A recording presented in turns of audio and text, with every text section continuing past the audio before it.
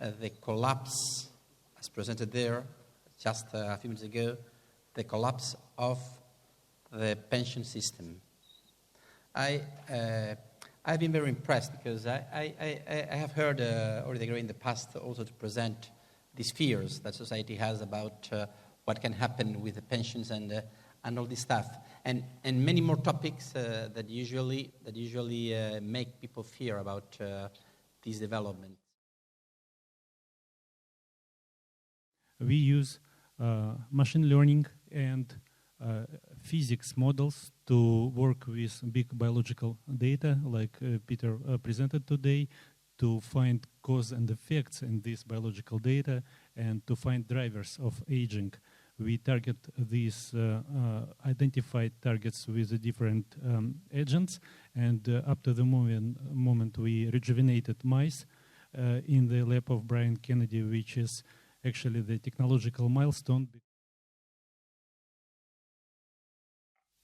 I'm actually working on two fronts. They're both intertwined at this point. I formed my foundation, Maximum Life Foundation, in 1999, so about over 20 years ago, 20 and a half years ago. And at first, I was hoping to get at least some moderate donations, and I was trying 20 years ago to. So the way you solve the research problem is by taking programs that are, let's say, half complete and putting them into startup companies and then getting those startup companies invested with significant amounts of money. Having done both the non-profit and for-profit fundraising, it is almost exactly 10 times as easy for the same amount of work to raise $1 million for-profit investment as it is to raise $1 million as non-profit donations.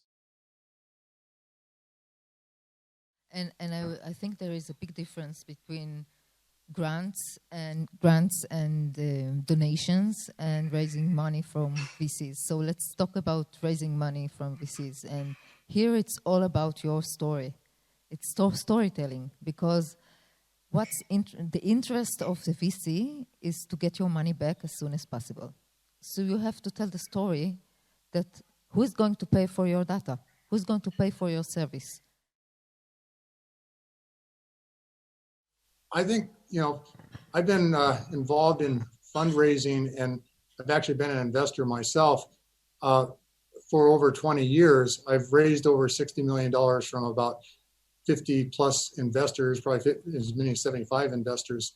I've come full circle. Unfortunately, I now am back to owning 100% of my company, and it's been a tough road. But if anything, I've learned a lot of things that I would never do again.